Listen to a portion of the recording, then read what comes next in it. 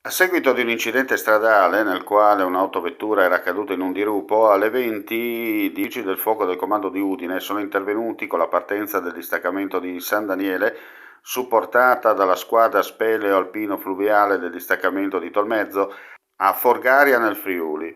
All'arrivo dei vigili del fuoco sul luogo del sinistro, la conducente del veicolo era stata soccorsa e portata all'ospedale dal personale sanitario del 118.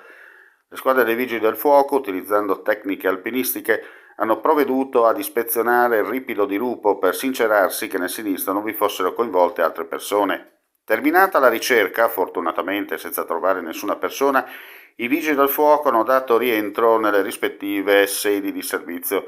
Sul posto anche i carabinieri di San Daniele per i rilievi di legge. Un altro intervento nel pomeriggio per la squadra SAF di Tolmezzo, che è intervenuta sul sentiero 403 di Ene Monzo, dove una signora era caduta con la bicicletta finendo in un torrente infortunandosi agli arti inferiori. I pompieri hanno raggiunto la malcapitata e dopo averla immobilizzata sulla barella per il trasporto l'hanno portata fino alla strada dove era in attesa l'ambulanza. Da lì il ricovero a Tolmezzo.